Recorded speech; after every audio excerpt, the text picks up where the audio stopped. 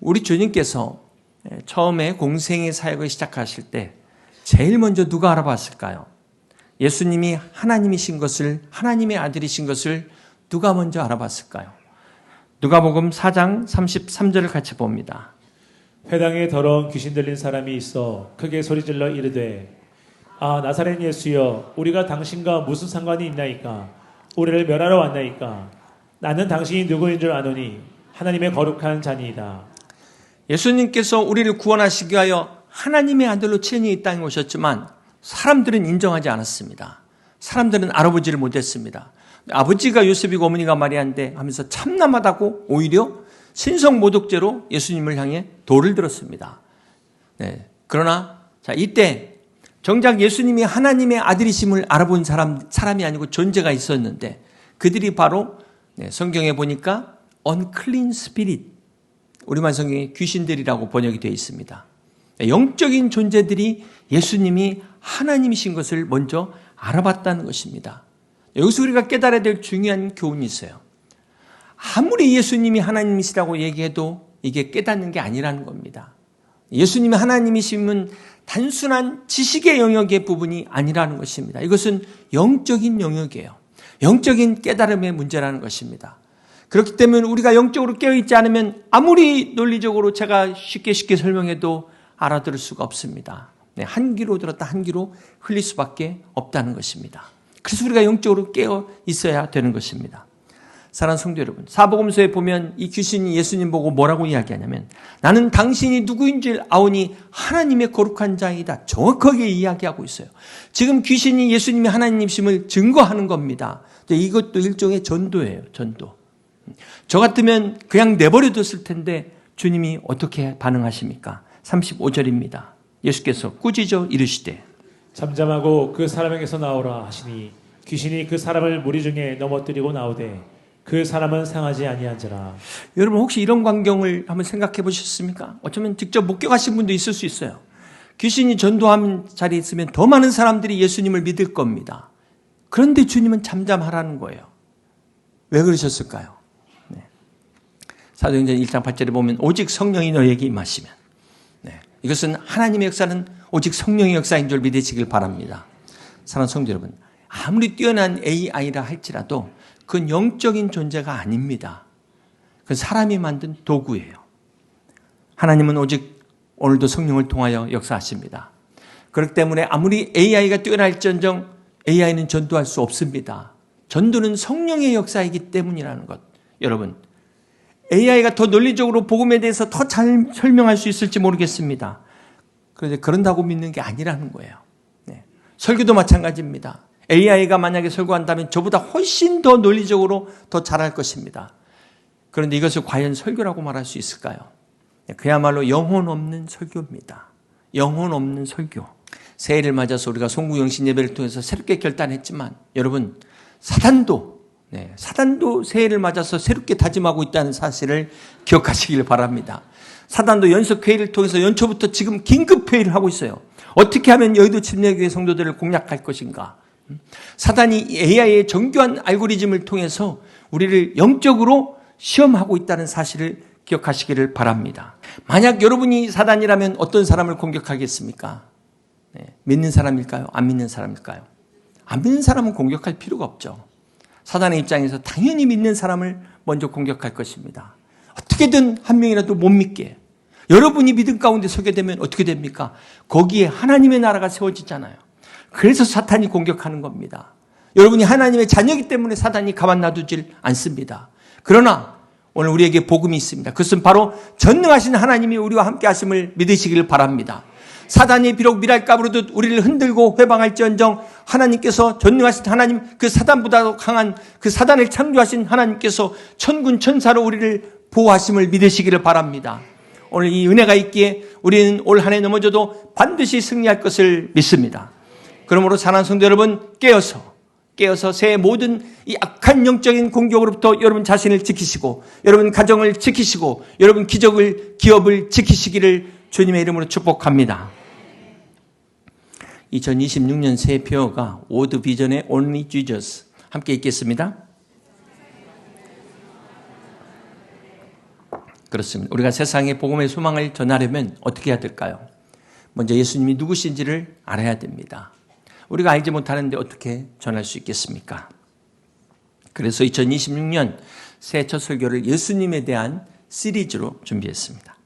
예수님께서 요한복음에 이 특별한 방식으로 자신을 소개하시는데요. 네, 헬라어에 보면은 에고 에이미, 아이고가 아니라 에고 에이미. 그래서 영어의 I am, 나는 무엇이다. 이렇게 이제 주님이 소개를 하십니다. 그런데 이 표현이 처음 나온 곳이 어디에 있냐면 출애굽기 3장 14절에 나옵니다. 하나님이 모세에게 이르시되 나는 스스로 있는 자 아니라 I am who I am. 나는 나라는 거예요. 이게 무슨 말입니까? 나는 영원전부터 스스로 존재한 영원한 하나님 창조주라는 말씀입니다. 그렇습니다. 사랑하는 성도 여러분, 이 요한복음에 예수님이 I am이라는 표현은 바로 이 출애굽기에서 모세에게 나타나신 하나님이 말씀하신 그 하나님을 말씀하고 있는 거예요. 이것은 단순한 자기소개서가 아닙니다. 예수님이야말로 완전하신 하나님이심을 선포하는 선언입니다. 그런데 이 놀라운 선언이 요한복음에 몇 번 기록되어 있을까요? 성경의 완전 숫자인 7번 기록되어 있습니다. 그래서 앞으로 7주 동안 이 7가지의 예수님에 대한 I am 선언을 우리가 함께 살펴보며 은혜를 나누려고 합니다. 오늘 첫 번째 이 예수님의 내가 곧 생명의 떡이니라. 예수님의 이 선언을 통해 이 말씀을 통해 함께 같이 귀한 은혜를 나누는 복된 시간 되기를 주님의 이름으로 축복합니다. 먼저 우리가 이 본문의 배경을 살펴보면 예수님께서 내가 생명의 떡이라고 선포하시기 직전에 행하신 사건이 있습니다. 그것이 바로 그 유명한 오병이어의 기적입니다.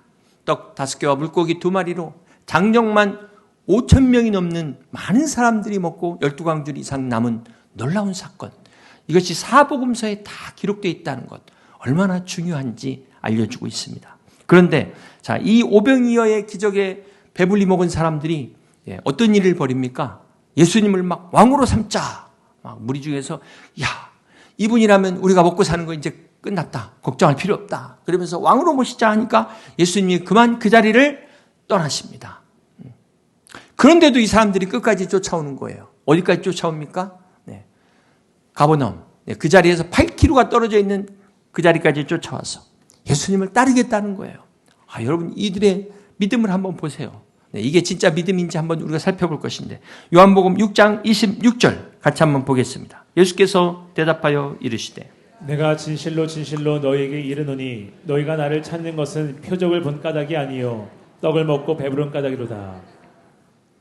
네, 사랑하는 성도 여러분, 오늘도 참 안타깝지만 교회에 나오는 사람들 중에 보면 자, 이런 사람들처럼 내 필요를 채우기 위해 나오는 사람들이 있습니다. 네. 내 문제만 해결하기 위해서 예수님을 찾는 사람이 있다는 거예요.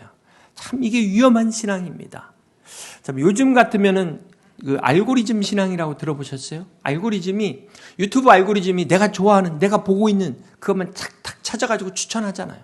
그런 것처럼 우리의 신앙생활도 마찬가지예요. 이 하나님의 말씀도 내가 듣고 싶은 말씀만 선택해가지고 들려준다는 거예요. 내가 듣기 좋은 말씀만 듣게 한다는 겁니다. 은혜와 축복의 설교는 오케이. 그런데 회개나 순종은 노. 건너뛰는 거예요. 형통과 성공의 메시지는 환영하지만 십자가의 희생의 메시지는 외면하는 겁니다. 참 얼마나 안타까운지 모르겠어요. 오늘날 이렇게 신앙생활 하는 사람들이 적지 않다는 겁니다. 마치 여러분 마트에서 백화점에서 쇼핑하듯 내 입맛에 맞는 것을 선택하는 거예요. 하나님의 말씀을 그렇게 선택하는 겁니다. 그렇게 신앙생활 하는 것이 무슨 복이 될 수 있겠습니까? 그런 사람이 어떻게 하나님의 축복을 제대로 받을 수 있겠습니까? 이런 사람들에게 주님이 뭐라고 말씀하십니까? 요한복음 6장 35절을 같이 한번 보시겠습니다. 예수께서 이르시되 나는 생명의 떡이니 내게 오는 자는 결코 줄이지 아니할 터이요 나를 믿는 자는 영원히 목마르지 아니하리라. 지금 이 먹을 떡을 달라는 사람들에게 주님이 생명의 떡이다. 나는 생명의 떡이다. 이 무슨 생뚱맞은 소리입니까? 이 무슨 뜬금없는 소리일까요? 많은 사람들이 이 주님의 말씀 듣고 반응이 싸해졌어요. 우리 요한복음 6장 66절을 볼까요? 그때부터 그의 제자 중에 많은 사람이 다 떠나가고 다시 그와 함께 다니지 아니하더라. 많은 사람들이 자신들이 원하는 것, 그 육신의 떡을 얻지 못하니까 어떻게 했다고요? 예수님을 떠났다는 거야. 다시는 주님과 함께 다니지 않았다는 것입니다. 사랑하는 성도 여러분, 이 본문을 오늘 우리 상황에 한번 적용해 보면 어떻게 적용할 수 있을까요? 다음 주일부터 주일 예배 후 식사를 제공하지 않겠습니다. 그랬더니 이 한마디에 다음 주부터 교회 안 나온다는 거예요. 교회를 떠나버린, 교회 옮겨버린 거예요.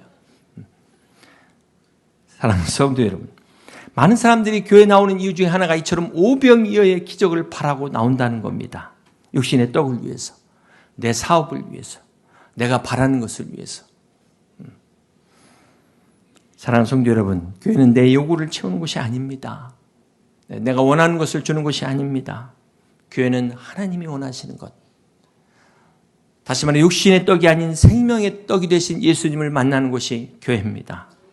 안타깝게도 이 자신들의 기대를 채워주지 않아서 주님을 떠난 사람들 얼마나 많습니까? 지금도 마찬가지. 이때도 그랬어요. 그래서 주님께서 제자들에게 뭐라고 말씀하십니까? 67절입니다. 예수께서 12 제자에게 이르시되 너희도 가려느냐? 시몬 베드로가 대답하되 주여 영생의 말씀이 주께 있사오니 우리가 누구에게로 가오리이까? 뭐 그럴 일 없겠지만 진짜 식당 문 닫았더니 다른 사람이 갔어요. 그래서 이제 물어봅니다. 여러분도 가시겠습니까? 그럼 여러분 뭐라고 대답하시겠어요? 영생의 말씀이 여기 있사오니 어디로 가오리까? 이렇게 고백할 수 있는 여러분 되시기를 주님의 이름으로 축복합니다. 제가 막간의 퀴즈를 드리는데 요한복음에는 몇 가지 기적이 나올까요? 예수님의 그 수많은 기적 중에 요한복음에는 몇 가지의 기적이 나올까요? 7가지가 나옵니다. 여러분, 이 기적이 미러클인데 요한복음에는 이 기적이 세메이온, 사인이라는 단어를 쓰고 있어요. 그러니까 이 표적이라는 뜻인데 그런 표적과 기적의 차이가 뭘까요? 둘 다 똑같이 놀라운 현상, 막 놀라운 현상 그 자체인데 표적에는 거기에 숨은 뜻이 있습니다. 간판이라는 숨은 뜻이 있어요.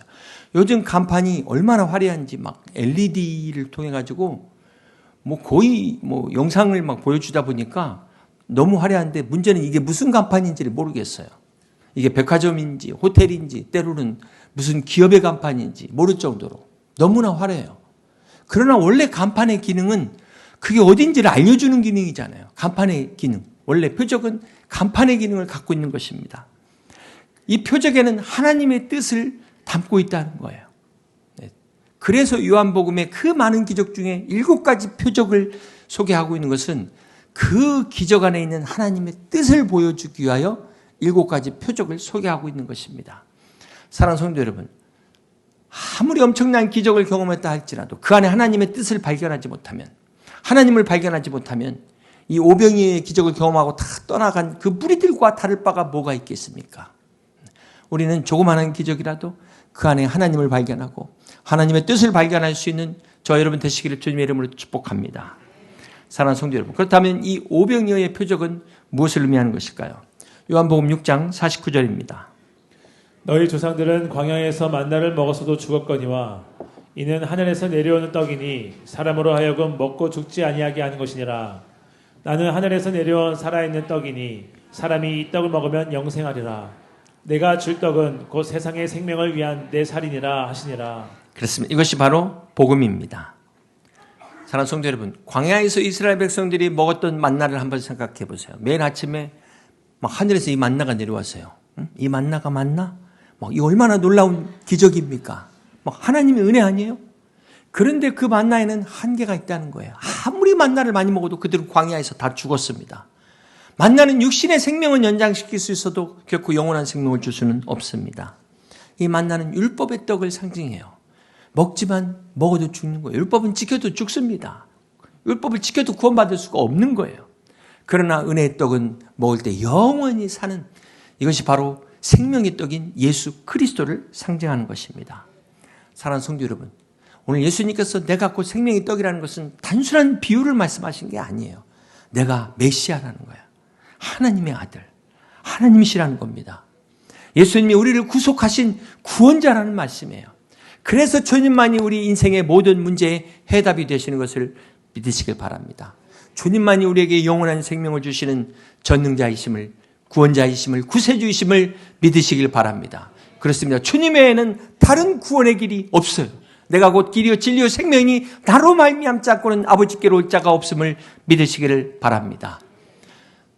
다시 오병이어 사건으로 돌아와서 우리 요한복음 6장 5절의 말씀을 계속해서 봅니다. 예수께서 눈을 들어 큰 무리가 자기에게로 오는 것을 보시고 빌립에게 이르시되 우리가 어디서 떡을 사서 이 사람들을 먹이겠느냐 하시니 이렇게 말씀하시면 친히 어떻게 하실지를 아시고 빌립을 시험하고자 하심이라. 이 시험은 주님이 테스트 하시는 거죠. 사단의 시험은 우리를 멸망시키기 위한 것이지만 주님은 축복하시기 위한 테스트입니다. 우리가 이 테스트는 통과해야 되는데 주님께서 이 많은 사람들을 놓고 먹을 거를 제자들한테 너희들이 해결하는 거예요. 근데 그 의도가 시험하는, 테스트하는 겁니다. 어떻게 하는가 보자. 그랬더니 빌립이 바로 계산합니다.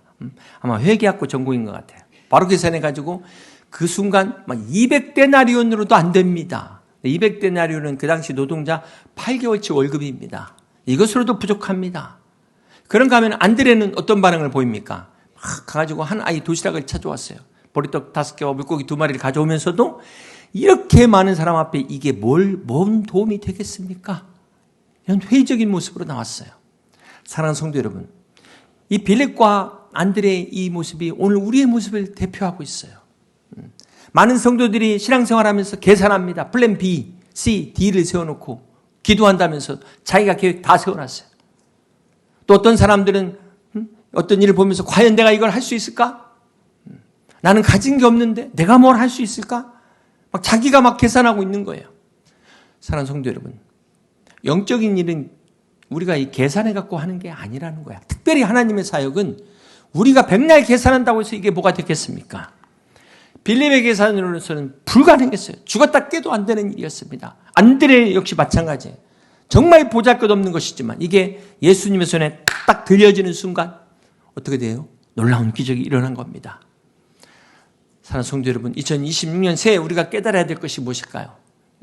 우리의 부족함을 보지 마세요. 여러분의 부족한 환경만을 보지 마세요. 문제는 부족함이 문제가 아니라 여러분의 믿음이 없는 게 문제예요. 믿음이 없는 게 문제예요. 그 부족한 걸 가지고 주님 앞에 나아갈 믿음을 가지고 주님의 손에 올리시기를 주님의 이름으로 축복합니다. 하나님께서 우리가 상상치 못할 놀라운 역사를 이루실 것을 믿으시기를 바랍니다. 사랑하는 성도 여러분, 이 오병이어의 사건이 언제 일어났을까요? 요한복음 6장 4절에 보니까 마침 유대인의 명절인 유월절이 가까운지라, 유월절을 앞두고 오병이어의 기적이 일어났다는 것을 알 수 있습니다. 그리고 그 다음에 유월절이 돌아왔을 때 어떤 일이 일어날까요? 바로 예수님께서 그 마가의 다락방에서 제자들과 함께 마지막 유월절 성찬식을 가지셨어요. 자, 이게 과연 우연일까요? 여러분 한번 생각해 보세요. 1년 전 예수님의 그 마지막 성찬식 유월절을 앞두고 갈릴리 해변에서 물고기와 떡으로 주님께서 오병이어의 기적을 보여주셨어요. 그리고 이제 마지막 유월절이 다 되어서 주님께서 친히 이번에는 주님의 몸으로 주님의 피로 성찬식을 행한 겁니다. 무슨 말일까요? 다시 말해 이 오병이어의 기적은 주님의 성찬식의 예고편이다. 많은 사람들에게 오병이어의 기적을 보여주신 것처럼 주님의 그 한 몸과 피가 수많은 사람들을 구원하신다는 이 예고편을 보여주신 거예요. 갈릴리 십자가의 예고편이라는 거예요. 여러분, 생명의 떡이신 예수님께서 어디에서 태어나셨죠? 베틀레헴, 떡집이라는 뜻이에요. 그 떡집에 생명의 떡으로 오셔서 이 유월절에 자신의 몸과 피를 우리에게 주신 거예요. 이게 바로 영생의 은혜이고 이게 바로 하나님이 보여주신, 예수님이 보여주신 진정한 이 성찬의 의미, 오병이어의 유월절의 의미라는 사실을 기억하시길 바랍니다. 요한복음 6장 53절, 예수께서 이르시되 내가 진실로 진실로 너희에게 이르노니 인자의 살을 먹지 아니하고 인자의 피를 마시지 아니하면 너희 속에 생명이 없느니라. 여러분, 이 구절만 딱 떼다가 보면은 이게 무슨 엽기적인 말인가? 이거 유대인들이 이 말을 들을 때는 정말 엄청난 거부감을 가졌을 거예요. 모세오경에는 절대로 피를 마시기를, 피에 손대는 것도 금지하고 있습니다. 피에 섞여 있는 고기조차 먹지를 않습니다. 여러분, 레스토랑에서 스테이크 드실 때 어떻게 드십니까? 이 구약시대 기준으로 볼 때 스테이크는 전부 웰던으로 드셔야 돼요. 만약에 레어나 미디엄으로 드시면 다 부정한 겁니다. 그러나 우리는 그리스도 예수 안에서 이제 믿음으로 먹는 거죠. 믿음으로. 믿음이 아니라 믿음으로 우리가 그런데 여러분, 주님이 지금 인자의 살과 피를 먹고 마신다? 이 표현을 계속해서 말씀하고 있어요. 56절 또 나와요. 내 살을 먹고 내 피를 마시는 자는 내 안에 거하고 나도 그의 안에 거하나니. 자, 그러니까 살을 먹고 내 피를 마시는 게 무엇을 의미한다는 거죠? 주님 안에 거하는 것. 내가 주님 안에, 주님이 내 안에 거하는 것을 말씀하고 있다. 이렇게 표현하고 있어요. 여러분, 우리가 음식을 먹으면 어떻게 됩니까? 이 음식이 소화돼서 피가 되고 살이 되잖아요. 음식과 내가 하나가 되는 겁니다. 우리가 예수님을 먹는다는 표현이 좀 거북스럽지만 인격적으로 연합되는 거예요. 네, 주님과 인격적으로 하나 되는 겁니다. 네, 단순히 예수님에 대한 지식을 아는 게 아니라는 거예요. 우리가 백날 성경 공부하고 백날 설교를 들어도 예수님을 직접 경험하지 못하면 아무 소용이 없습니다. 마치 음식에 대한 지식만 쌓는 것과 같아요. 흑백요리사 2를 보면서 저렇게 막 세상에 처음 보는 요리를 우리는 그냥 구경만 하잖아요. 막 어떻게 설명했다고 막 소스를 뭘로 했다는 것과 직접 그 심사위원들 맛보는 것과 같을까요? 다르잖아요. 우리가 아무리 영양학을 공부하고 레시피를 달달 외웠어도 먹지 않으면 배고픈 겁니다. 먹지 않으면 아무 소용이 없는 거예요. 예수님도 마찬가지입니다. 우리가 예수님에 대해 아는 것과 예수님을 아는 것은 하늘과 땅의 차이입니다. 그렇기 때문에 예수님을 먹는다는 것은 예수님의 말씀이 지금도 내 안에 살아 역사하는 거예요. 예수님의 사랑이 내 마음을 감동시키는 겁니다. 그 예수님의 십자가로 말미암아 내 죄가 씻음받은 것을 믿는, 이게 아담이 하와를 알매 가인을 낳더라. 그 안다는 야다가 경험하다는 거거든요. 부활의 능력을 경험한 변화, 이게 먹는 거예요. 이게 그리스도 안에 거하는 겁니다. 이것이 그리스도와의 생명의 연합을 말하는 것입니다. 이것이 믿는 거예요. 사랑하는 성도 여러분, 2026년 새해 우리가 머리로만 예수님을 아는 것이 아니라 가슴으로, 알미 아니라 삶으로 주님을 경험하는 여러분 되시기를 주님의 이름으로 축복합니다.